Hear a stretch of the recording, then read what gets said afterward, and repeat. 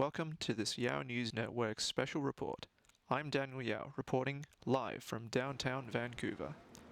So, many of you are probably wondering who will take home the hardware for speed skating.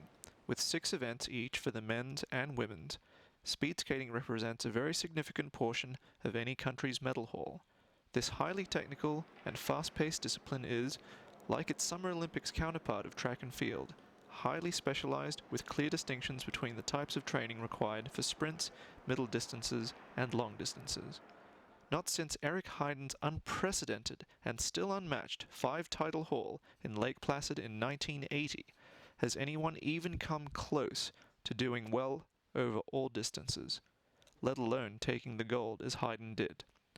Eric Heiden, now an orthopedic surgeon, is Team USA's team doctor, providing a fine example of life after sport. The venue for this Olympic Games is the beautiful Richmond Olympic Oval, a short SkyTrain ride south of downtown Vancouver. Richmond Oval is what is called low ice as opposed to high ice, which is ice at high altitudes where the low air pressure allows for faster times. Richmond also suffers from the problem of high humidity, giving the ice makers a difficult task of keeping ice conditions good for racing. While it is certainly possible that Olympic records may be broken, it seems unlikely that any world records will fall at this Olympic Games.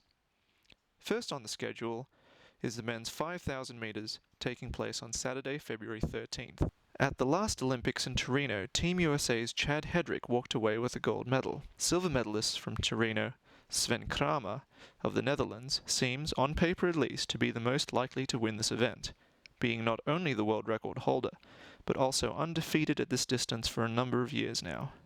Other contenders? Bob de Jong, also of the Netherlands, could cause an upset, having taken Sven to within 9/100ths of a second of defeat earlier this season.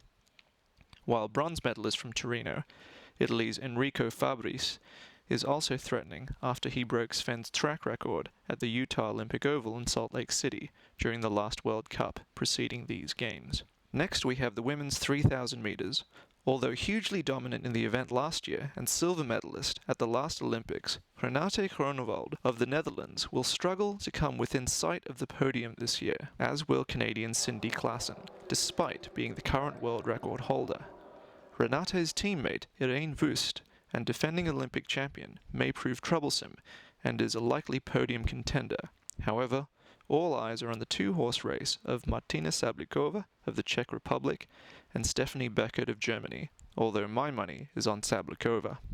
On Monday, the sprint events begin with the men's 500 meters, by far the most unpredictable event of this Olympics. No less than 6 different guys have stood atop the podium in the 4 World Cups of this season. Statistically, Lee Kyo-hyuk of Korea seems the most likely winner, but with the current world record holder, Canada's Jeremy Wotherspoon, returning to form, as well as 2 former world record holders, Lee Kang-suk of Korea and Joji Kato of Japan, still in the mix, it really is anyone's game.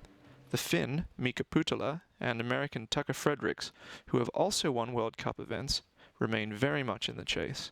In the end, it may come down to ice conditions favoring one style over another, or such small factors as reaction time off the start line. My tip for the podium is Wotherspoon, followed by Lee Kyo-hyuk, then Joji Kato. Many skaters have complained about the quality of the ice for sprinting, and here's Jer coming unstuck in a practice race. Following that will be the women's 500 meters, featuring the first appearance of an Australian in the long track field for 16 years. Sophie Muir is also the first ever female long track athlete from Australia, and, given her rapid improvements since she qualified back in December, she is sure to surprise many. The race for the gold medal, however, is a 2-horse race this time, with world record holder Jenny Wolf from Germany battling out with Beixing Huang from China. Wolf seems to have the edge though, as she broke her own world record as recently as December last year, and opened in 10.19 for her first 100 meters in a test race earlier this week. The battle for third will be interesting, with Korean Lee Sang-ha, Japan's Naoka Daira, and Annette Gerritsen from the Netherlands, all looking likely contenders. With the 2 runnings of the 500 meters being separated by less than 2 hours, the ability of the skaters to recover between runs will be crucial. The men's 1,000 meters will be a battle for second place. World record holder, USA's Shani Davis, has been in devastating form, winning all 4 World Cup events for this distance.